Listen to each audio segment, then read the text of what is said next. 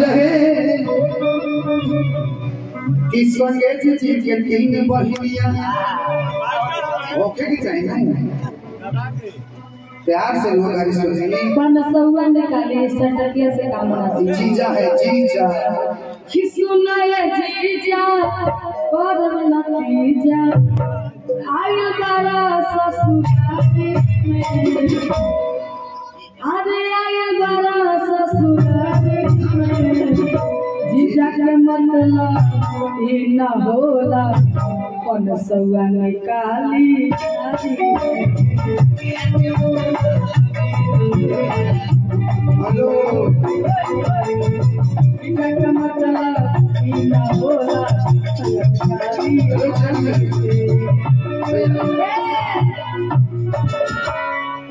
हमरे वास्ते पैसा ना मांगो जतन लेके बोले नहीं हम बोले नहीं हम कि तोहन अपन नहीं ले लो जैसे ठीक बा दे दे जीजा कंजर अभी रात हमारी रात भत्ता रखा देते हो आइया से तो लेते रही हो तुम टोचन चढ़ा ला टोचन हरा भर लेते रहो अभी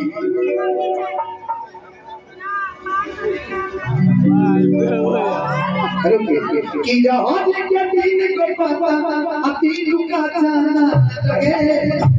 कि संगे जी के तीन बहिनिया संगे जी के तीन बहिनिया जीना के तीन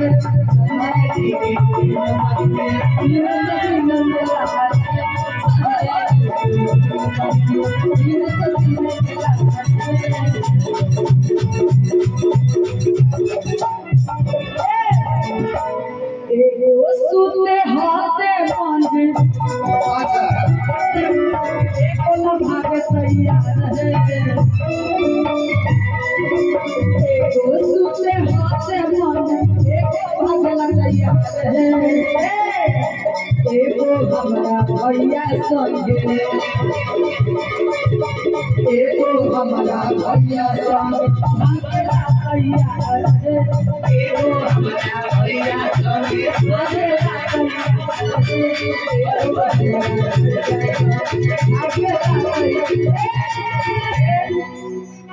तनी ताकल तनी ताकल ते बलिया पे तनी ताकल कि सवार लिखल बा सही में असोमार लिखल बा संगे जी संगे ना संगे संगे ना संगे हां संगेत जी के बहिनी के भातार लिखल हो तनी ताकल ते बलिया पे तनी ताकल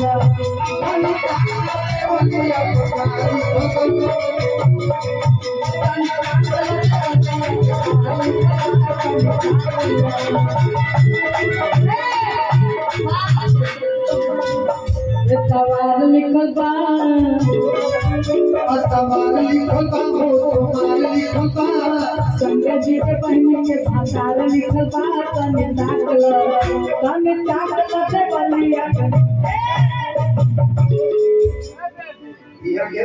लड़का के भाई के तरफ से बहुत सारा प्यार पुरस्कार है बहुत बहुत लड़का के भाई यहाँ कहानी ना कुछ बोलिए बाकी जीजा जी खातिर कहे ए जीजा दाऊर बहिनी खेलारी जीजा दाऊर बहिनी खेलारी हाय राम रोकेली मोटर गाड़ी रोकेली मोटर गाड़ी जीजा दाऊर बहिनी खेलारी जीजा दाऊर बहिनी खेलारी हाय राम जाने से गाड़ी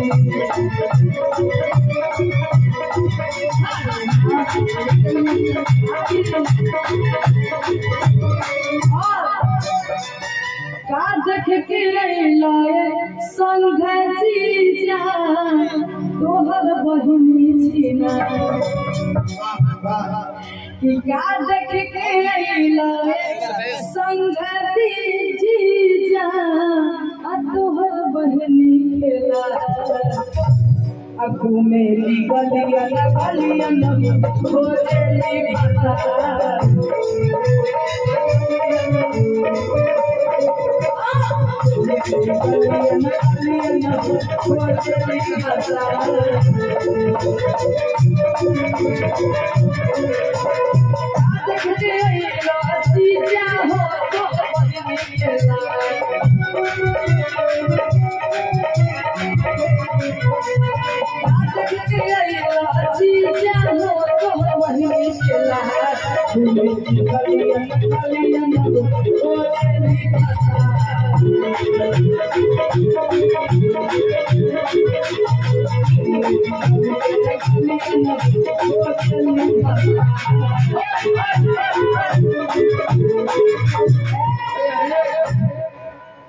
कि आज राजा जी के